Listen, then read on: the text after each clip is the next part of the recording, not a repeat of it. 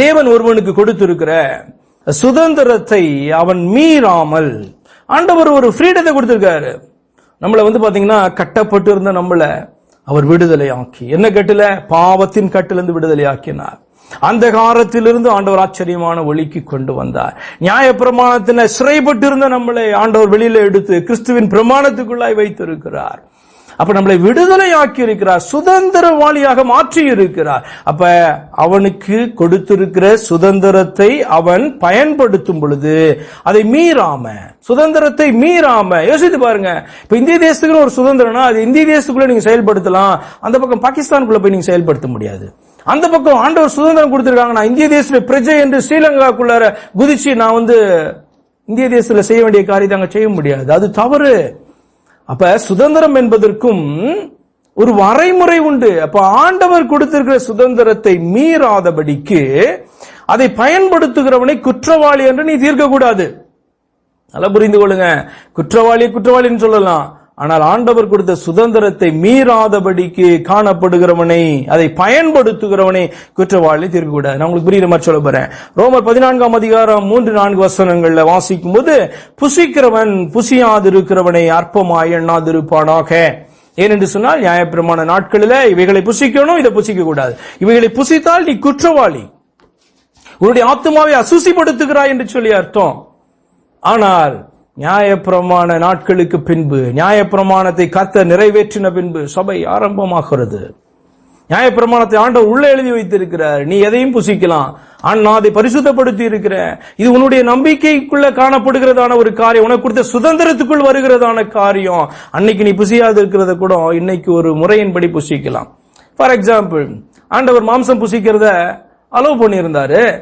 இந்த நாட்களுக்கு அப்புறம், நியாயப்பிரமாணத்துக்கு அப்புறம் நீ பார்த்த அப்படின்னு சொன்னா இது அசுசியான மிருகம், அருவருப்பான மிருகம் என்று சொல்லி நீ தள்ள வேண்டியதில்லை. ஆனா அதே நேரத்தில் அந்த மிருகத்தை அப்படியே பிடிச்சி அடிச்சு ரத்தத்தோட புசிக்கவும் கூடாது. நல்லா புரிந்து கொள்ளுங்க. தகுதியோடு கூட நீ அந்த காரியத்தை செய்யும்போது தவறு கிடையாது, ஆனால் தகுதி இல்லாம அதே காரியத்தை செய்யும்போது தவறாகும். அப்ப அந்த காரியத்தை நீ அறிந்து கொள்ள வேண்டும். புசிக்கிறவன் புசியாதிருக்கிறவனை அற்பமாய் எண்ணாதிருப்பானாக. அப்படியே புசியாது இருக்கிறவனும் புசிக்கிறவனை குற்றவாளியாக தீர்க்காதிருப்பானாக. நம்ம அதிகமா இந்த நாட்களில ஃபேஸ் பண்ணாத ஒரு காரியம். இந்த நாட்களில யூதர்கள் கிறிஸ்தவர்களாய் மாறின பொழுது அவர்கள் அதிகமாய் சந்தித்ததான ஒரு பெரிய பிரச்சனை இது. ஏன்னு சொன்னால் அவர்களுக்கு இதை தான் நீ புசிக்கலாம், இதை புசிக்க கூடாது என்கிறதான ஸ்ட்ரிக்ட் டயட்டரி லாஸ் காணப்பட்டது அவர்களுக்கு. மோசேயுடைய பிரமாணத்தில் அவ்வளவு ஸ்ட்ரிக்டா கொடுக்கப்பட்டது. ஆனால் ஆண்டவர் பேதுருவிடத்தில் பேசினார், நீ எழுந்து அடித்து புசி அப்படின்னு சொல்லி இது ஒரு தரிசனத்தில் அவர் காண்பிக்கும் பொழுது, இல்ல ஆண்டவரே, நான் இப்படிப்பட்ட மிருகங்களை இதுவரைக்கும் புசித்ததே இல்லை, நான் சுத்தமானவைகளை மாத்திரமே சாப்பிட்டேன். ஆண்டவர் சொல்றார், தேவன் சுத்தமாக்கினதை அசுத்தம் என்று சொல்லாதே அப்படின்னு ஆண்டவர் சொல்றார். ஊமையான ஒரு வார்த்தை ரெண்டு விதத்திலையும்.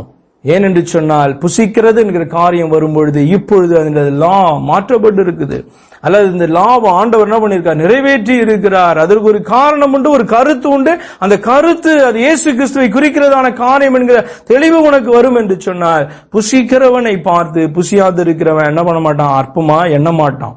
சொல்லுகிறது வேற, எண்ணவே கூடாது, தப்பு.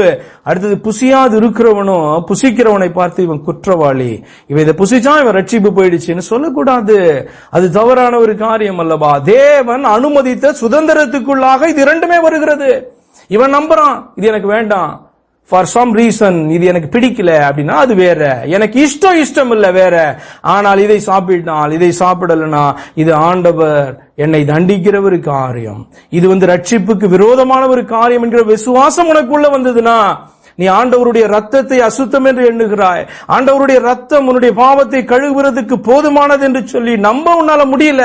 இன்னொரு காரியத்தையும் நீ விசுவாசிக்கிறபடினால் ஆண்டவருக்கு முன்பாக அது அருவருப்பான ஒரு காரியமாயிருக்கு, ஒரு இடரலாய் அது போடப்படுகிறதான ஒரு காரியமாயிருக்கிறது என்று சொல்லி இந்த இடத்துல பவுல் அதை குறித்து விளக்குகிறார்.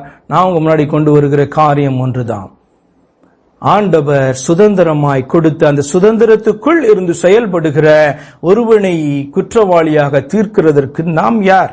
அந்த அனுமதி நமக்கு கொடுக்கப்படவில்லை. அவன் அந்த சுதந்திரத்தை மீறும் பொழுது, தகுதியில்லாத ஒரு காரியத்தை செய்யும் பொழுது நிச்சயமாய் சொல்லலாம், இது தவறு, இது குற்றம், ஆண்டவருக்கு இது பிரியம் இல்லாதது, மாற்றிக்கொள் என்று சொல்லி அவனோடு கூட நிச்சயமாய் நம்ம பேச முடியும். 4வது வசனம், மற்றொருவனுடைய வேலைக்காரனை குற்றவாளியாக தீர்க்கிறதற்கு நீ யார்?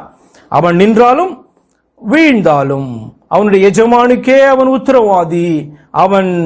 அவன் நிலைநிறுத்தப்படுவான். தேவன் அவனை நிலைநிறுத்த வல்லவராயிருக்கிறார். அப்படின்னு அர்த்தம், இதை புசிக்கிறவனும் சரி, புசிக்காது இருக்கிறவனும் சரி, இதை புசிக்க மாட்டேன் அப்படின்னு எனக்கு இஷ்டம் இல்லைன்னு சொல்லி தள்ளி வைத்திருக்கிறவனும் சரி, அவனை குறித்து இது அவனுடைய சுதந்திரத்துக்கு உட்பட்ட காரியம். நான் இதையும் அனுமதித்திருக்கிறேன். ஆனால் இரண்டையுமே அவர்கள் ரட்சிப்புக்கான விசுவாசத்தின் அடிப்படையிலே அணுகக்கூடாது. அவர்கள் 2 பேருக்குமே நான் எஜமான், 2 பேரையும் நான் அங்கீகரித்திருக்கிறேன். அவனை நான் அங்கீகரித்திருக்கபடினால அவனுக்கு விரோதமாய் பேசுகிறதற்கு நீ யார் என்று சொல்லி இன்னொருத்தனை பார்த்து கேட்கிறார். அவனை பார்த்து கேட்பாரு, அவனை அற்பமாயன்றதுக்கு நீ யார்? நான் தான் அவனுக்கு பாஸ், உனக்கும் நான் தான் பாஸ் அப்படின்னு சொல்லி ஆண்டவர் சொல்லுகிறதான வார்த்தை நீங்கள் புரிந்து கொள்ள வேண்டும். உங்களுக்கு கொடுத்திருக்க சுதந்திரத்துக்குள் இருந்து நீங்கள் தகுதியாய் செயல்படும் பொழுது அதை இன்னொருவர் குற்றப்படுத்தாதிருக்கும் என்று சொன்னால் உங்களுக்குள்ளே ஒரு தெளிவு வேணும். ஏன் இதை செய்கிறேன்? வசனம் இதற்கு விரோதமாய் காணப்படுதா? ஆண்டவருடைய சித்தம், அவர் வெளிப்படுத்தின சித்தம் இதற்கு விரோதமாய் காணப்படுகிறதா? அல்லது இந்த சுதந்திரத்தை ஆண்டவர் எனக்கு கொடுத்திருக்கிறாரா என்கிற உணர்வு நமக்கு இல்லை என்று சொன்னால் யாம வேணா நம்மளை குற்றப்படுத்துவான் என்பதை நீங்கள் புரிந்து கொள்ள வேண்டும். இப்படி இருக்க 10வது வசனம், இப்படி இருக்க நீ உன் சகோதரனை குற்றவாளி என்று தீர்க்கிறது என்ன? நீ உன் சகோதரனை அற்பமாய் எண்ணுகிறது என்ன? நாம் எல்லாரும் கிறிஸ்துவினுடைய நியாயாசனத்துக்கு முன்பாக நிற்போமே. அற்பமாய் என்றது குற்றவாளியாய் தீர்க்கிறது, அநியாயமாய் நியாயமில்லாதபடி செய்கிற காரியம். கிறிஸ்துவனுடைய நியாயாசனத்துக்கு முன்பாக நிற்போம். இயேசு கிறிஸ்துவன் அதே வார்த்தை தான் அல்ல பவுல் எடுத்து இங்க பேசுகிறார். சரி, அவருடைய பிரசங்கத்துல பேசுகிறார். சரி, ரோமர் 14ஆம் அதிகாரம் 13ஆம் வசனம், இப்படி இருக்க நாம் இனிமேல் ஒருவரை ஒருவர் குற்றவாளி என்று தீர்க்காதிருப்போமாக. திரும்பவும் புரிந்து கொள்ளணும், குற்றம் செய்யாதவனை குற்றவாளின்னு தீர்க்க கூடாது. குற்றவாளி என்று சொன்னால் குற்றவாளின்னு தான் சொல்லணும். ஏனென்றால் அவன் அப்பதான் மனம் திரும்புவான். அப்ப இந்த இடத்துல சொல்லப்படுகிற காரியம் என்ன? ஆனபடியால் ஒரு சுதந்திரத்துக்குட்பட்டு அவன் தகுதியான காரியங்களை செய்கிறபடியினாலே என்று சொல்லி அர்த்தம். குற்றவாளிகள் என்று தீர்க்குவதற்பாக ஒருவனும் தன் சகோதரனுக்கு முன்பாக தடுக்கலையும் இடரலையும் போடல் ஆகாது என்று தீர்மானித்து டிசைட் பண்ணுங்க. இந்த நாளில தீர்மானித்துக் கொள்ளுங்க. ஆண்டவர் இதை அனுமதித்து இருக்கிறாரா? எஸ், அனுமதித்து இருக்கிறார். இது எனக்கு தகுதியா தகுதி இல்லையா என்று சுதந்திரத்தை அவனுக்கு கொடுத்திருக்கிறார். தகுதி இல்லாத காரியத்தை செய்வார் என்றால் ஆண்டவருக்கு அவன் கணக்கு கொடுக்க வேண்டும் என்பதை நீங்கள் உணர்ந்தவர்களாய் அப்படிப்பட்டவர்களிடத்தில் பேசும் பொழுது மிகுந்த ஜாக்கிரதையாக பேச வேண்டும். ஏனென்று சொன்னால் ஆண்டவர் அப்படிப்பட்டதான ஒரு சுதந்திரத்தை நமக்கு கொடுத்திருக்கும் பொழுது இந்த கலர் சட்டை போடலாம், இந்த கலர் சட்டை போடாதா அப்படின்னு சொல்லி என்னை ஒருத்தர் சொல்லக்கூடாது. என்னை ஒருத்தவன் சொல்லுவதற்கு யாருக்குமே அதிகாரம் கிடையாது. காரணம் என்ன? எனக்கு அந்த அதிகாரத்தை அல்லது சுதந்திரத்தை ஆண்டவர் கொடுத்திருக்கிறார். வெள்ளை சட்டை போடுவேன், கருப்பு சட்டை போடுவேன், கலர் சட்டை போடுவேன். இதை குறித்து யார் பண்ணக்கூடாது? இன்னொரு சகோதரன் மற்ற சகோதரனை குற்றப்படுத்த கூடாது. இது பாவத்திற்குட்பட்ட காரியம் கிடையாது. இது அவனுக்கு கொடுத்த சுதந்திரம். வெள்ளை சட்டை போடுறது அவனுக்கு இஷ்டம்னு போட்டானா வேற, இல்ல கருப்பு சட்டை போடுறது அவனுக்கு இஷ்டம்னு போட்டானா அது வேற. இது அவனுடைய சுதந்திரம். இது அந்த தகுதிக்கு மீறின காரியம் கிடையாது. நல்லா புரிந்து கொள்ளுங்க. இதே சட்டை போடாம சபைக்குள்ள நின்னானா அது தகுதி இல்லாத காரியம். எல்லாவற்றையும் அனுபவிக்க எனக்கு தகுதி உண்டு, ஆனால் எல்லாம் தகுதியா இருக்க, அனுபவிக்க அதிகாரம் உண்டு, ஆனால் எல்லாம் தகுதியா இருக்க. அப்படி யோசித்து பார்க்கும் பொழுது இது தகுதி இல்ல என்கிறதான காரியம் அவன் மனதிலே வெளிப்படுகிற ஒரு காரியம். அப்ப ஆண்டவருடைய அந்த சட்டத்தை மீறாம, அவர் எனக்கு கொடுத்த சுதந்திரத்தை மீறாம இதை அனுபவிக்க முடியும் என்பதை உணர்ந்தவர்களாய் நீங்க காணப்படுங்க. நீங்க குற்றப்படுத்த மாட்டீங்க. உங்களை யாராவது குற்றப்படுத்தினாலும் உங்களுக்கு பதில் சொல்ல தெரியும். நமக்குள் ஒரு தெளிவு வேண்டும்.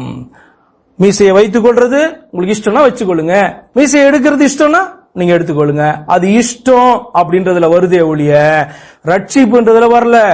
நீங்க சபைக்காக மீசை எடுத்தீங்கன்னா அது தப்பு. நீங்க சபைக்காகவே மீசை வச்சீங்கன்னாலும் தப்பு. நீங்க சபையினுடைய சட்டத்துக்காக நகையை எடுத்தாலும் தப்பு. நீங்க சபையினுடைய சட்டத்துக்காக இந்த சபையில போட சொல்றாங்கன்னு போய் அதுக்காக போட்டீங்கன்னாலும் தப்பு. எல்லாவற்றை குறித்தும் உங்களுக்கு ஒரு தெளிவு வேணும்.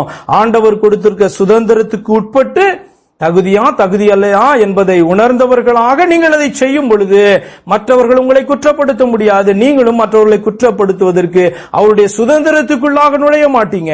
அப்போ அவருடைய சுதந்திரத்துக்கு உட்பட்டு அவர்கள் செய்கிற காரியத்திலே நுழைந்து அவர்களை குற்றவாளி என்று தீர்க்கிறதற்கு நீ யார்? உனக்கு யார் அந்த அதிகாரத்தை கொடுத்தாங்க என்பதாக பாத்தீங்கன்னா வசனம் சொல்லுகிறது. ஜாக்கிரதையாய் இருப்போம், உணர்வடைவோம், தெளிவு உள்ளவர்களாய் காணப்படுவோம்.